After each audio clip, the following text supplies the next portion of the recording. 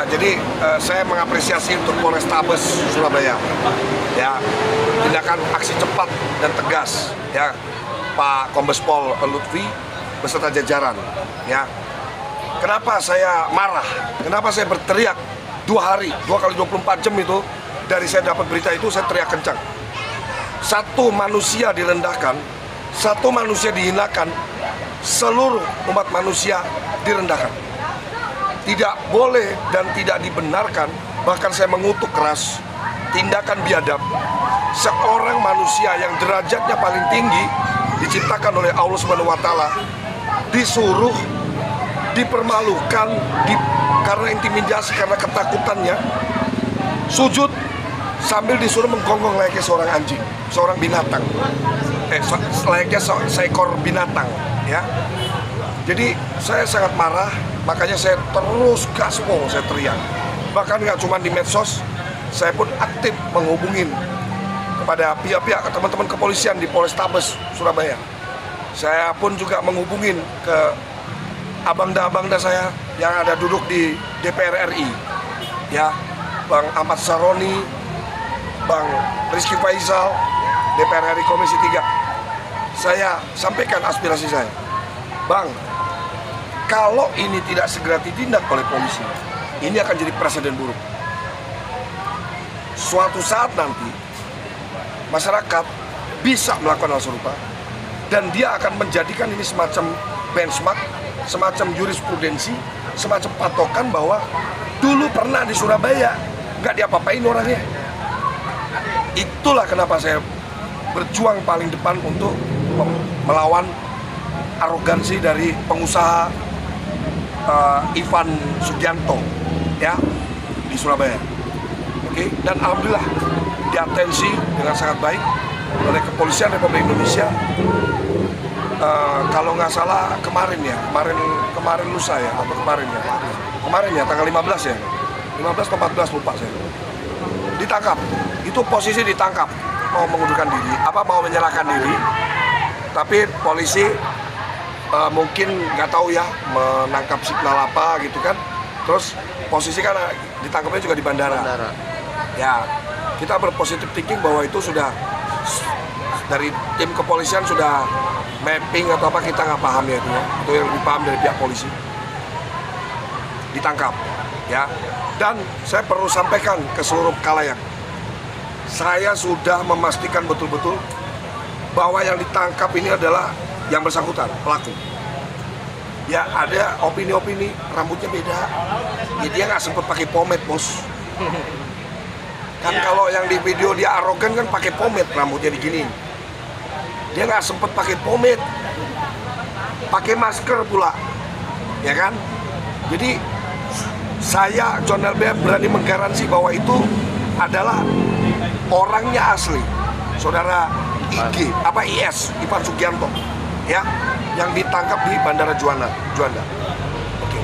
Jadi yang pertama saya apresiasi, yang kedua saya mendukung terus Polisi Republik Indonesia sebagai penegak hukum memberantas tindakan-tindakan arogansi yang merendahkan, menghina, mengintimidasi kaum lemah, anak-anak, perempuan, dan orang-orang yang dianggap lebih rendah daripada Anda, terus Anda rendahkan.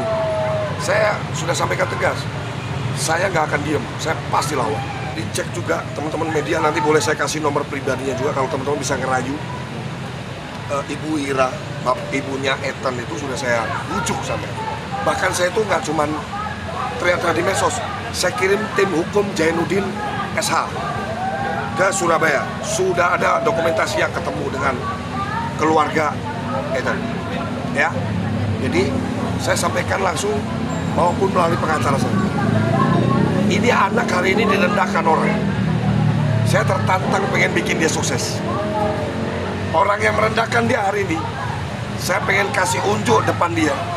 Suatu saat anak yang lu rendahkan hari ini jadi pengusaha gede, buka lapangan kerja, di situ nanti hatimu akan teriris. Roda berputar, bos. Makanya jangan sampai uang merubah nada bicaramu, jangan sampai uang merubah sifatmu. Kamu kaya itu wajib, tapi dipakai untuk manfaat banyak orang. Jangan kekayaanmu begitu kamu punya duit, merasa yang punya dunia. Terus jadi menginjak-injak orang. Oh, saya lawan. Saya paling muak, paling benci dengan hal seperti itu. Karena memang dulu saya punya rekam jejak yang pahit banget. Saya pernah disemprot air liur oleh orang yang sedang marah sama saya, padahal posisi saya nggak salah. Yang warnanya hijau sampai antar.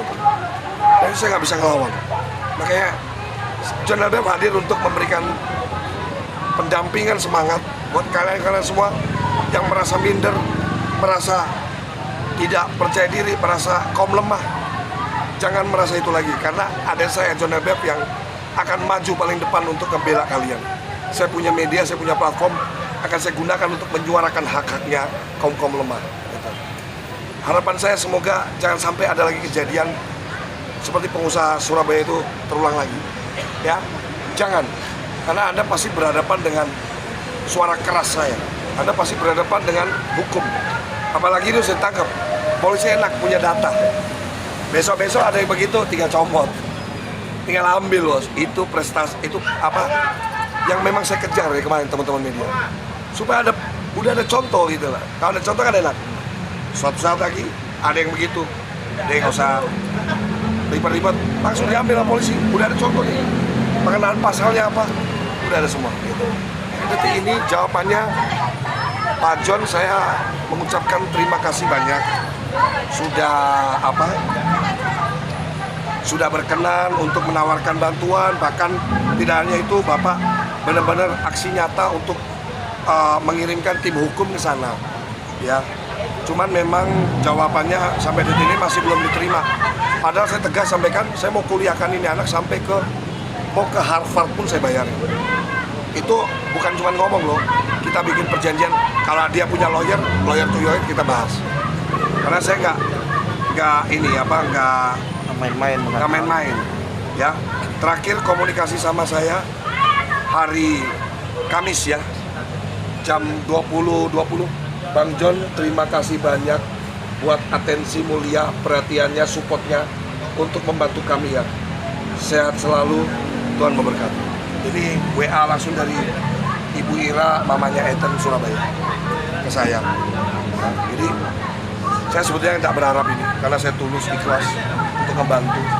Ya mungkin rasa bentuk beliau lihat, benar-benar saya jujur teman-teman, menyuarakan itu ada resikonya.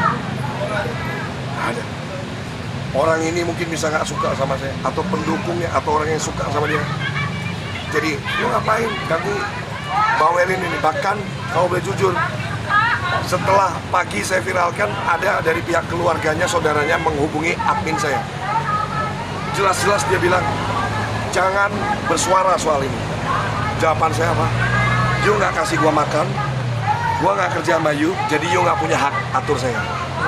Gua punya mulut, gua akan menggunakan untuk menyuarakan kebenaran. Itu yang saya sampaikan. Dari situ, dia udah, ya sudah, saya nggak bisa apa-apa. Ya, memang lu nggak bisa apa-apa. Karena saya orang yang bergerak, bersuara, berdasarkan hati nurani. Dan saya lihat, saya punya empati besar.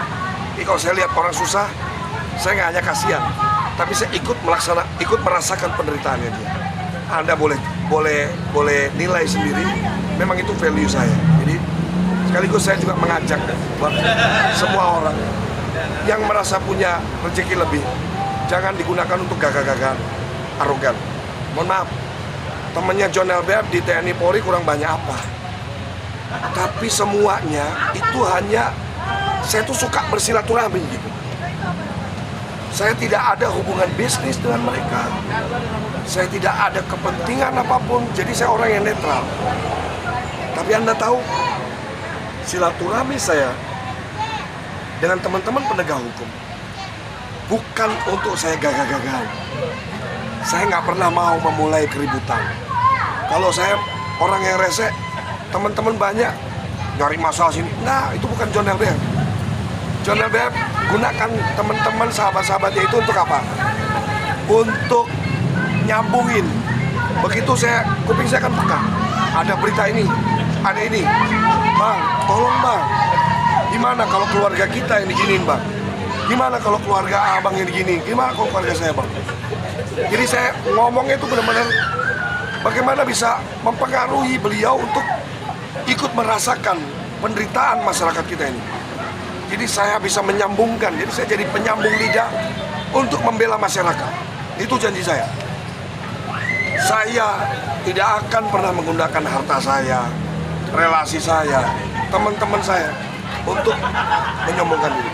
Karena saya influencer, saya punya beban moral untuk mengedukasi anak-anak muda kita ini.